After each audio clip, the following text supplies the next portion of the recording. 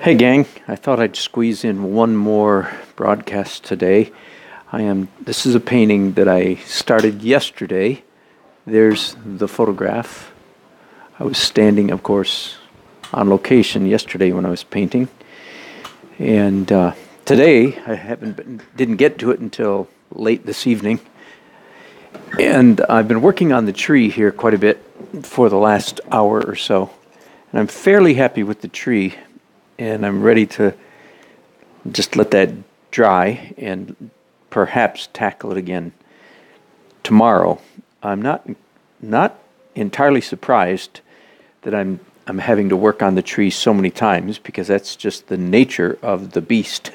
If you try to do, at least the way I look at it, if you try to do a realistic tree, again, as you can see, without sliding into hyper rendering, without just getting all crazy and trying to match it branch for branch, which is crazy when there's 5,000 branches in the photograph.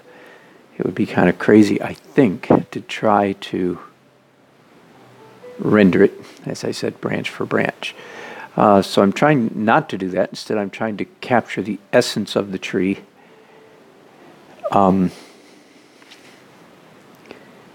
Being faithful to the essence of it without sliding into hyper rendering. That's a good word, isn't it? Hyper rendering. But so I may tackle it again tomorrow after it's dry, and I can do things like an additional glaze over the whole thing, and then come back and start after a glaze, come back and do dark details and light details. So let's work on the house. Now here's a really good challenge for me, because the painting is about the house. I'm sorry. No, the opposite of that. The painting is about the tree. It's not about the house. It's about the tree, and yet, obviously, there's a house behind the tree.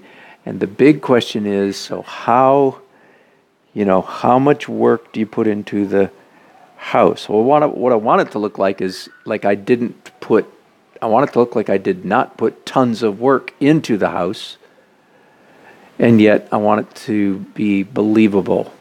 A real balancing act here. So I'm thinking, as I'm just starting the house now after yesterday's painting plein air, I'm thinking that if I can just keep all the details in the house quite subtle. So I'm so sorry, you may not even be able to see what I'm applying here at the moment, because it's so close in color and value to what's already there, and that is very much by design. I'm trying to give the impression that this is a wall, a clapboard. Here we go again. Today we talked a whole bunch, and I still haven't looked up that word. See what various online dictionaries say about how to pronounce that word. Clapboard. Anyway, I want it to look like an old house with boards that go like this, right? Horizontal. So I want to capture that. I want to make it, right now it's not quite reading like a wall. It's not quite reading like a house. So I want to do that, but I want it to be very subtle, because all of this is very much supporting actor. The star of the show is definitely, I want to be this tree. And I'm fairly happy with the way the tree is looking. I'm happy to say it looks very dimensional. In fact, I learned a little trick while I was doing this tree. One trick to help the boughs look as though they're dimensional is to make them different colors, to put some warm tones on the tree, on the branches that are closer to you, and cooler darks and lights on the trees, on the branches that are far away. So I'm pretty happy with the dimensionality of that. So happy with the appearance of the trunk right now.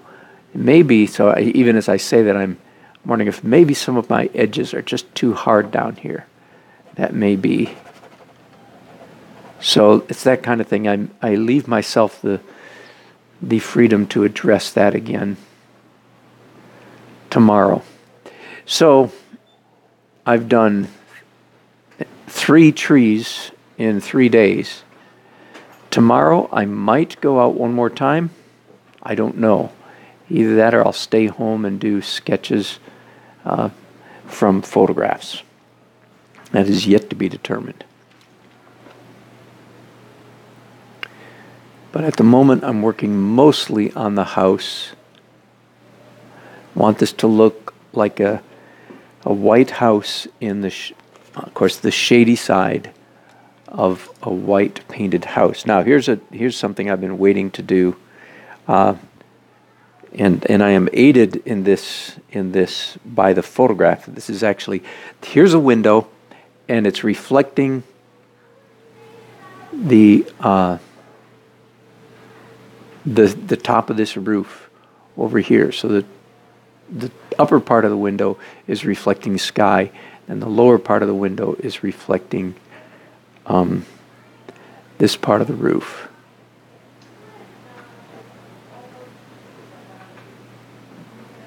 Yeah, I think that works.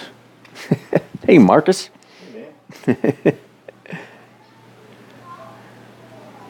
Good to have you.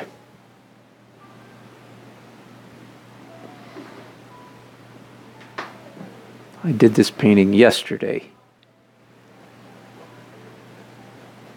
So far, I'm 3 for 3. I've run into 3 friendly people trespassing on their property 3 days in a row. So I've been very blessed in that regard. Is Facebook Live? YouTube Live. Yep. Yeah, I've gone mostly to YouTube lately, and it looks like I think that's going to be my home base instead of Facebook.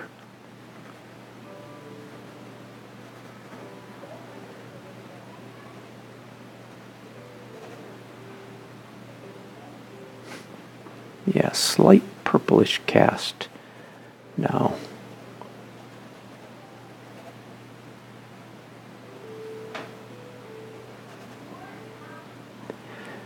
Now the reflection in this window, oh, I know what should be there. A little reflection of the other window.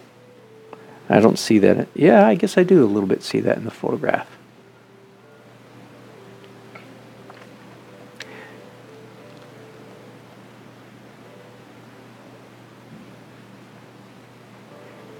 One of the things that visually messes up all these nice old farmhouse windows is screens. And so often I'll just paint the window as if there were no screens in them, because I don't like what the screen does visually to the window. So sometimes I just pretend it's not there, and paint the mullions straight up.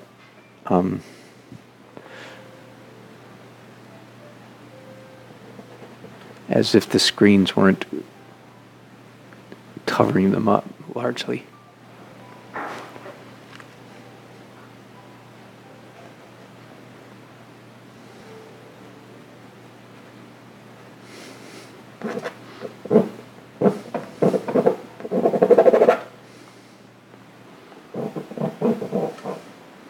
That scratching did not have much effect.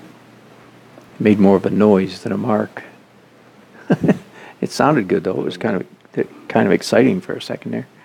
More noise than a me. Oh yeah, than a mark. My friends, my wife's brother Mark, so who's now my brother as well, standing behind me.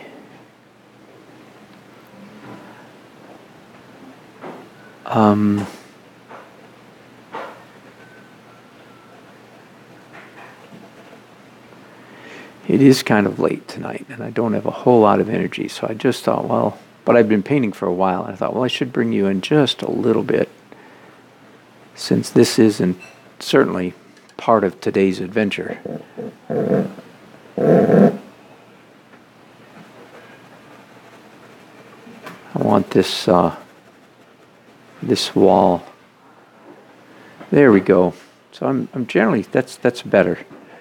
I might stop there. In reality, this I don't know if you remember when I was out there yesterday, this wall here is actually bare wood because they're working on the house. Whereas normally, of course, the whole house would be painted the same white color. So I'm still sort of toying with, do I paint that wall as though it's white, and when in fact I actually like the color back there behind the tree. I welcome your thoughts or input. I haven't decided which way I'm going to go on that yet.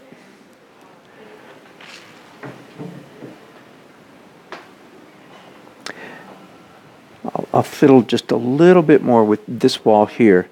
Now, an interesting thing is happening here, and I really hope that I can capture it.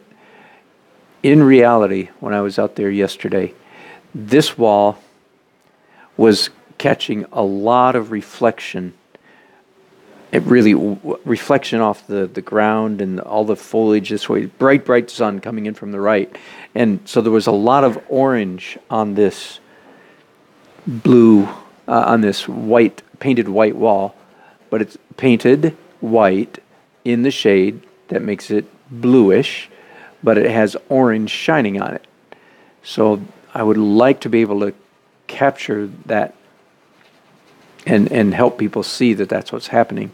At the moment, I'm actually diminishing the orangeness of it somewhat. Trying to see if I can make it a believable color, knowing that I've got, of course, with oil paints, I can come back and remove some of this with a rag.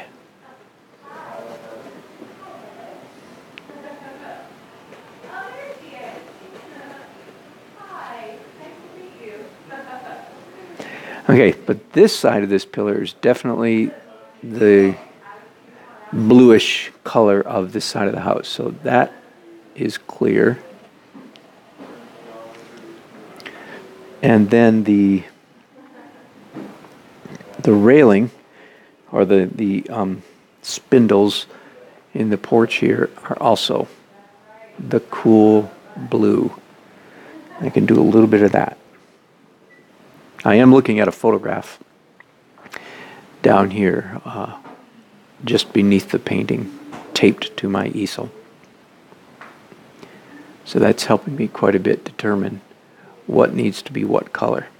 I think one of the hardest things for all of us to learn, if I may be very broad just for a second, I think all of us, those of us who are painting in this world, that is to say the world of what for the last couple of days I've been calling the world of Rembrandt and Frans Hals, abstract realism, a name that a contemporary artist, David Lafell, I think he invented that. I don't know if he did. That's where I heard it several years ago. Abstract realism. So not talking about you hyper-realist people or anytime we do super realism, but when you're painting in this world of impressionistic, and again, I don't like that term because it's too easily confused with impressionism, which this is certainly not impressionism. But it is impressionistic. I'm giving the impression of the image. Anyway, one of the hardest things for us all to learn is that loose or impressionistic painting does not equal careless or sloppy drawing. That is the hard part. And most students, they think they're doing what I'm doing by doing impressionistic or abstract realism, or they're trying to do Rembrandt, Frans Hals. But in fact, their drawings are off. And I've done plenty of this myself. So I'm true confessions here. I look back at some of my work not that long ago and go, ouch, ooh, ow. I should not have settled. So for the last at least 5 years, maybe longer, I don't know. I don't write these things down. But I've had a conscious goal, objective in my painting. And the objective was and is to get more messy and more accurate at the same time. More messy, of course I'm using that word to indicate the interesting marks, the freedom, the impressionistic, the abstract aspect of the paintings. More messy and more accurate at the same time. So that's been my quest, my goal. I have made progress in that regard. By no means do I feel like I have achieved that goal. I've just gotten closer than I was. That's all I will say. I'm better than I was. And really the hard part there is the accuracy of the drawing.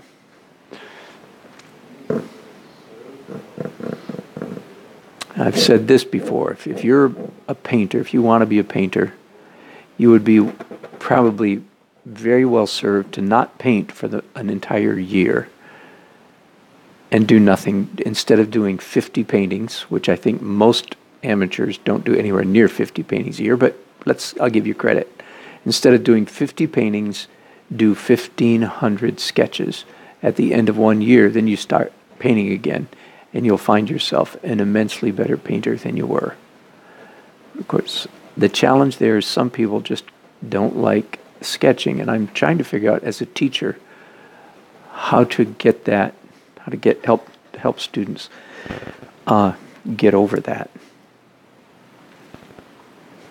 Okay, I feel like I've talked enough, haven't I? Yep. But I feel like I've done as much as I should do tonight before I start getting really tired. And yeah, I need to look at this with fresh eyes tomorrow, make sure everything's okay. Thanks for joining me. Let me see if anybody left any comments for a moment. You're welcome. There's the Marcus behind us. Hey, Mark Toomey. Hey, Dan. Mark Toomey is in Australia, New Zealander in Australia. Right, Mark? I'm not getting mixed up with somebody else.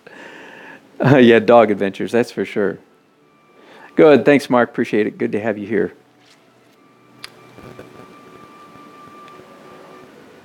Heather, you missed a whole bunch. I hope you can catch up. If you want. There was a lot of broadcasting today. Create your own name style. That's aesthetically pleasing realism. Yeah, but realism is supposed to be aesthetic. Good idea. Let's take that on as a task, Heather. You and I can figure it out. Hey, Aya Shabe. I don't know if I'm saying that right. Aya, your work is amazing. Thank you very much. Thanks for joining us today. Good night, everybody. Whatever part of the world you're in. It's at night at my time. Night where I am. And I'm going to bed soon. Thanks for watching. I'll be doing more broadcasting tomorrow.